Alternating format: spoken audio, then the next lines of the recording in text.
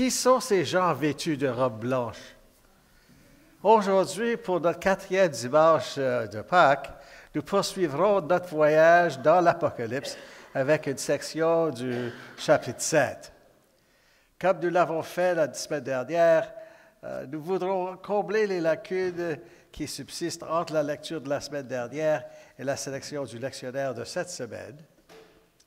La semaine dernière, nous avons poursuivi la vision panoramique de Jean de la salle du trône de Dieu et observé l'acte d'adoration central offert par 3 cercles concentriques d'adorateurs. Les 24 anciens, les 4 créatures et les multitudes des anges. Nous avons noté que les dieux premier cercle louaient le Père, et avec l'ajout des anges, cette même adoration est attribuée à Jésus, qui nous a été trouvé digne d'ouvrir le livre. Ensuite, une autre cercle a été ajouté, composé de toutes les créatures qui sont dans le ciel, sur la terre, sous la terre, sur la mer et tout ce qui s'y trouve. Ça, c'est à l'Apocalypse 5, verset 13. Ce que nous n'avons pas pu aborder, c'est l'ouverture du rouleau par Jésus après cette scène de la salle du trône. Jésus ouvre les 6 premiers sceaux qui contiennent l'image de 4 cavaliers autorisés à ravager la terre, une image de saint martyrs, un grand tremblement de terre et quelques signes célestes. Avant que Jésus n'ouvre le 7e sceau, nous assistons à un intermède composé de 2 visions. La première concerne la protection divine accordée aux 144 000 membres des tribus d'Israël. La seconde vision concerne une vaste multitude de personnes formant un autre cercle autour du trône. C'est cette seconde vision qui fait l'objet de notre texte d'aujourd'hui. Une chose importante à noter dans ce contexte est que notre vision des 144 000 et de vastes multitudes se situe entre des images apocalyptiques du jugement. Ces images peuvent être assez troublantes et brosser un tableau plutôt sombre. Cependant, nous pouvons trouver un encouragement parce que nous connaissons celui qui a été jugé digne d'ouvrir le rouleau. Cela ne signifie pas que Jésus envoie ou provoque les événements qui découlent de l'ouverture de chaque sceau. Au contraire, Jésus est perçu comme permettant à ces événements de se produire. L'image montre que Jésus est maître de la situation jusqu'au bout. Il ne permet rien qui dépasse son amour rédempteur. Il est toujours aux commandes. Et rien n'est autorisé qui puisse entraver ses bons desseins pour nous. C'est l'encouragement que nous pouvons trouver dans l'Apocalypse, même dans les sections qui sont difficiles à lire des fois. Toutes les manifestations hideuses qui ont lieu peuvent être comprises comme une réaction du malin et de ses sbires face à Jésus. Jésus est en marche pour établir son royaume. Et le diable fait ce qu'il fait de pire, dans un dernier souffle désespéré de haine ignoble envers celui qui l'a vaincu. C'est après l'ouverture des 6 premiers sceaux et la réaction diabolique qui s'ensuit que nous arrivons à notre texte d'aujourd'hui. Nous lisons maintenant de Révélation 7, débutant verset 9. Après cela, je regardais, et voici, il y avait une grande foule que personne ne pouvait compter, de toute nation, de toute tribu, de tout peuple et de toute langue. Ils se tenaient devant le trône et devant l'agneau, vêtus de robes blanches et des palmes dans leurs mains. Et ils criaient d'une voix forte en disant, Le salut est à notre Dieu qui est assis sur le trône et à l'agneau. Une question peut se poser à nous concernant cette grande foule que Jean nous montre. Cette multitude fait-elle partie du cercle des adorateurs de la semaine dernière? Ou toute créature dans les cieux et sur la terre louait le Père et le Fils? De même, devons-nous considérer que les 144 000 personnes énumérées par les tribus d'Israël dans la première vision de Jean, qui précède celle-ci, ils font partie de cette multitude. En bref, la plupart des spécialistes estiment qu'il agit de visions distinctes de la même chose, seulement sont avec des points de vue différents. Chaque vision aide à répondre à la question de savoir qui fait partie de cette multitude. C'est précisément sur cette question que Jean nous amène dans cette section. Ainsi, au fur et à mesure que nous avançons, nous pouvons chercher des réponses à la question de savoir qui sont les gens. Tout d'abord, la vision précédente concernant les 144 000 n'est pas un groupe distinct. Ce qui est véhiculé par cette vision, c'est le fait qu'ils sont numérotés. En utilisant les tribus d'Israël pour la numérotation, nous devons nous rappeler qu'Israël a été numéroté dans le but d'aller au combat. Il allait en guerre. Cette vision nous montre que le peuple de Dieu reçoit une protection divine contre la colère de Dieu. Cependant, il est appelé à se battre contre les forces du mal du monde. Il n'est pas épargné par la tribulation. Le mot tribulation a malheureusement créé beaucoup de confusion sur ce que Jean essaye de dire. Nous devons faire la distinction entre la tribulation et la colère de Dieu. La colère de Dieu est réservée à ceux qui refusent de recevoir la grâce de Dieu. Ce sont ceux qui ne répondront pas à la repentance, même si les conséquences du rejet de la grâce de Dieu sont très graves. Ils préfèrent encore être leurs propres dirigeants plutôt que de se placer sous le règne aimant du roi Jésus. La colère de Dieu ne doit pas être comprise comme une réaction arbitraire et punitive de Dieu envers ceux qui le rejettent. C'est la conséquence naturelle du rejet de la réalité pour laquelle ils ont été créés. Rejeter Jésus, l'auteur de la vie, c'est rejeter sa propre source d'être et par conséquent se défaire soi-même. C'est ce que signifie la colère de Dieu. Il ne cessera pas d'être contre ce qui est contre eux ou contre nous.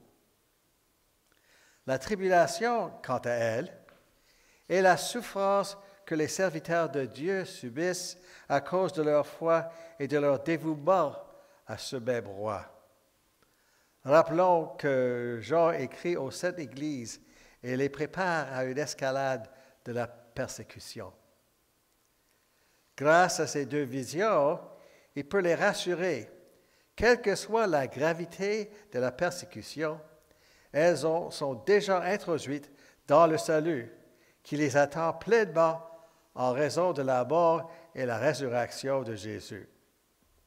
L'Empire romain ne peut pas toucher le temps, ni les arracher à la main de Jésus. Mais cela ne signifie pas qu'il ne participe pas parfois et nous aussi aux mêmes souffrances que notre Seigneur, qui a été crucifié par les mains de ceux qui l'ont rejeté. Jean les prépare également à la bataille spirituelle à laquelle ils seront bientôt confrontés. La deuxième vision de notre passage d'aujourd'hui s'éloigne du dénombrement des 144 000 pour le combat, en soulignant que la multitude était si grande que personne ne pouvait le compter. Avec ce virage, Jean va nous aider à voir un peu plus ce que cela signifie d'appartenir au Seigneur. On lui appartient. Et si le livre de l'Apocalypse vous semble pessimiste et sombre, peut-être que cette vision de notre appartenance au Seigneur peut remettre un peu en question la notion que c'est sombre. Remarquez que Jean ne voit pas un petit groupe d'adeptes qui échappent de justice à la colère de Dieu. Cette grande multitude fait écho à la promesse faite par Dieu à Abraham de rendre ses descendants aussi nombreux que des étoiles du ciel et de bénir toutes les nations de la terre par l'intermédiaire de la descendance d'Abraham. Dieu n'essaie pas d'exclure des personnes de son royaume. Sa grâce s'adresse à tous. Cependant, il ne force pas les gens à le recevoir, car cela s'apprend à la vie de relation à laquelle nous sommes appelés. Mais il tient ses promesses et, d'après la description de Jean, il semble que la population du royaume sera vraiment nombreuse. Nous devons également noter que cette multitude était composée de personnes de toute nation, de toute tribu, de tout peuple et de toute langue. Nous ne devrions pas faire grand cas de ces étiquettes ou de l'ordre dans lequel elles sont présentées, si ce n'est pour noter que personne n'est disqualifié pour entrer dans la salle du trône de Dieu en raison de sa race, de son héritage ou de toute autre distinction propre à la race humaine. Les choses que nous utilisons si souvent pour séparer les gens et tracer des lignes de division ne seront pas des barrières pour le Seigneur. Elles sont toutes éliminées. La seule chose qui empêche quelqu'un d'entrer dans le royaume, c'est son rejet de la grâce de Dieu. Comme nous le verrons dans quelques semaines, les portes de cette ville restent grandes ouvertes. Personne n'est exclu s'il veut entrer. Personne n'est exclu s'il veut entrer. Personne n'est exclu. Nous pouvons également noter que cette multitude se tient devant le trône et devant l'agneau. Cela signifie qu'ils sont chez eux, dans la présence de Dieu. C'est pour cela qu'ils ont été créés et que nous avons été rachetés. On est rachetés pour ça. Être en présence de Dieu, c'est que Dieu avait l'Esprit depuis le tout début. Être dans sa présence, c'est ce que Dieu avait à l'Esprit depuis le tout début. C'est leur et notre véritable maison où ils sont et nous sommes vraiment humains et vraiment libres. Non seulement ces serviteurs sont ceux qui peuvent résister au grand jour de la colère divine, c'était Apocalypse 7, 17, mais ce sont eux qui, à la fin, se tiennent devant le trône dans la présence de Dieu. Nous noterons dans un instant la référence au fait de porter des robes blanches. Mais ici, nous voyons aussi qu'il tenait à la main des branches de palmier. C'est une image de victoire. Et remarquez qu'il crie, il le crie d'une voix forte. Il crie à une voix forte. Le salut appartient à notre Dieu qui est assis sur le trône et à l'agneau. Il ne crie plus pour être sauvé ou délivré de la persécution. Leur cri pour le salut se transforme en cri de louange pour le salut qui a été assuré en Jésus, l'agneau.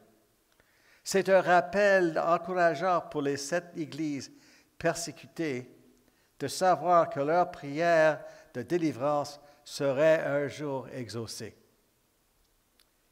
Il nous est également rappelé que nous pouvons nous adresser au trône avec confiance, sachant que le Seigneur entend nos cris de délivrance et qu'il a l'intention de transformer ces cris en cris de louange. Il nous a sauvés et nous sauvera complètement à la fin. Voyons comment Jean poursuit sa vision, débutant verset 11 de chapitre 7. Et tous les anges se tenaient autour du trône, et les anciens et les 4 êtres vivants, et ils se prosternèrent sur leur face devant le trône. Ils adorèrent Dieu en disant « Amen ». La louange, la gloire, la sagesse, l'action de grâce, l'honneur, la puissance et la force soient à notre Dieu au siècle des siècles. Amen. Cette partie revient sur les scènes de la salle du trône, telles qu'elles ont été présentées au chapitre 4 et 5. Il est clair que l'adoration est l'atmosphère du ciel. La semaine dernière, nous avons discuté dans une certaine mesure de ce qui est l'adoration. Si vous vous en souvenez, l'adoration n'est pas quelque chose que nous faisons pour attirer l'attention de Dieu. Nous adorons parce que notre attention a été tournée vers Dieu pour le voir tel qu'il est réellement. Dans cette révélation, l'adoration sort de nous comme la seule réponse appropriée à la présence de celui qui est digne de toute adoration.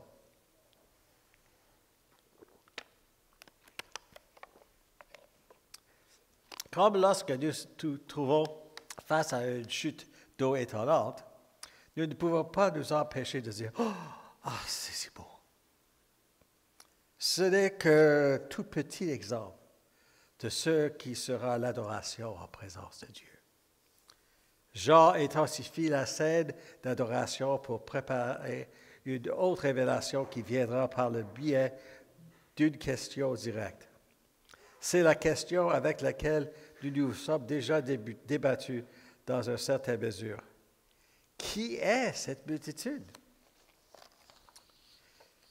En verset 13, « Et l'un des anciens prit la parole et me dit, « Ceux qui sont vêtus de robes blanches, qui sont-ils et d'où sont-ils venus? » Je lui dis, « Mon Seigneur, tu le sais. » Et il me dit, « Ce sont ceux qui viennent de la grande tribulation. Ils ont lavé leurs robes et les ont blanchies dans le sang de l'agneau. » Jean met en place une situation où l'ancien finit par répondre à sa propre question. Il y a 2 questions auxquelles il répond. Qui sont-ils et d'où viennent-ils? La première réponse se veut une parole d'assurance pour les 7 églises qui subissent actuellement une persécution que Jean voit prophétiquement s'aggraver. Celles qui sont réunies pour adorer en présence de Dieu sont celles qui sont sorties de la grande tribulation. Là encore, Jean semble utiliser le terme « tribulation » pour désigner des souffrances que subissent les 7 églises en raison de leur foi en Christ. Elles sont assurées qu'elles en sortiront et qu'elles aboutissent à quelque chose de magnifique en ce qui concerne leur identité en tant que personnes habitant dans la présence de Dieu. Les tribulations peuvent servir à la sanctification de chacun d'entre nous. Lorsque nous mettons notre confiance dans le Seigneur et que cette confiance est mise à l'épreuve par la tribulation, nous en sortons en faisant un peu plus confiance au Seigneur, car nous le voyons présent et actif au milieu de tout cela. Alors que nous traversons nos propres tribulations, nous pouvons aussi grandir de plus en plus dans la connaissance et la confiance du Seigneur, qui se révèle à nous pendant nos temps de souffrance. Il ne nous abandonne pas. Il ne nous abandonne jamais. Et il rejette nos souffrances actuelles pour faire de nous le peuple qui se rassemblera autour du trône pour l'adoration. La deuxième réponse revient sur l'image des robes blanches. Ce sont eux qui ont lavé leurs robes et les ont blanchies dans le sang de l'agneau. Il s'agit d'une métaphore étrange pour nos oreilles. Le sang ne peut ni laver ni blanchir quelque chose. Les taches. Que veut donc dire Jean par cette image? Dans le contexte de la tribulation et de la souffrance, le sang est une référence évidente au sang du Christ, celui qui nous a sauvés en traversant sa propre tribulation, en tant qu'incarné dans notre chair et notre sang, jusqu'à la mort sur une croix. C'est grâce au triomphe de Jésus et sa sortie de l'autre côté de la mort par la résurrection que nous avons la base et l'assurance que nous sortirons aussi de notre tribulation, en ayant part à la victoire du Christ par la résurrection. Peu importe ce que nous traversons, de l'autre côté, nos robes seront blanchies.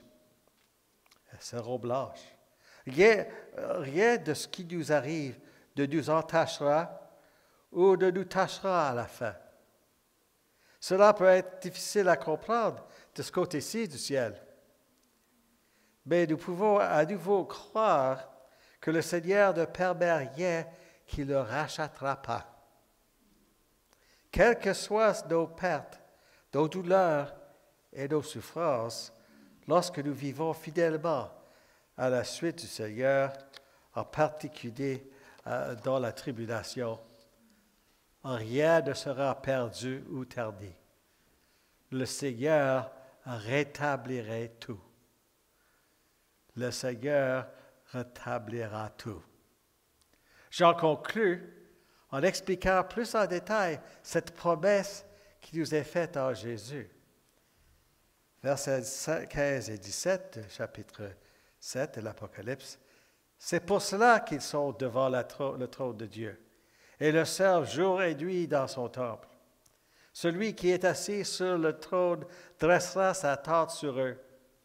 Ils n'auront plus faim, ils n'auront plus soif, et le soleil ne les frappera point, ni aucune chaleur. Car l'agneau qui est au milieu du trône les paîtra et les conduira aux sources des eaux de la vie. Et Dieu essuiera toute larme de leurs yeux. Nous pouvons noter 3 descriptions générales de ce qu'implique le port de robe blanche autour du trône. Premièrement, l'adoration du Dieu Trinitaire sera incessante. Elle n'arrêtera pas. Il n'y aura pas d'obstacle à l'adoration de Dieu. Cela signifie que nous le verrons et le connaîtrons pleinement dans la révélation de Jésus-Christ. Servir Dieu jour et nuit dans son temple ne sera pas une corvée ennuyeuse. Ce Seigneur n'est pas comme les dirigeants de notre époque qui cherchent à nous dominer.